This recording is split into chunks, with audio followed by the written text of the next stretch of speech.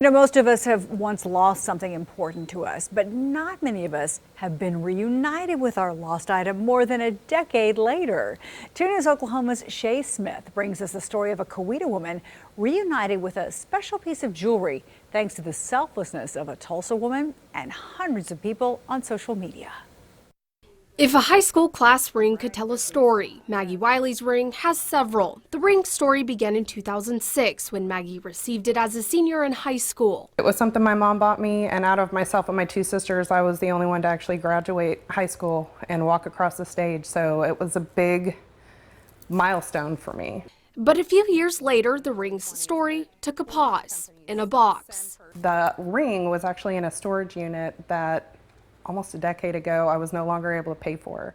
After several years in storage, the BA class ring's story picked back up in a Tulsa parking lot. My husband found it at the Reese's. We were shopping down at 41st and Peoria, and he found it on the ground, and then I just put it into a catch-all for broken jewelry. And there it sat until one day it wound up in a vehicle. And it somehow ended up in a truck of ours, and he cleaned it. Then the ring's journey started to come full circle. I received a message on Facebook from someone I had never met, not friends with, no mutual friends, saying that someone had found my class ring. It took a community to get the ring on its journey back to Maggie. And I had a couple people reach out through my work's webpage, and I had a woman call me up there, and another woman actually walked in. And finally, after more than a decade, it's back in her hands.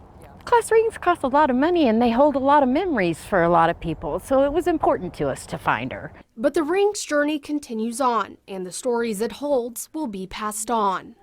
I remember going through my mom's jewelry box when I was younger and seeing her class ring and looking at it and hearing stories, so it can be something that I can do with my daughters one day.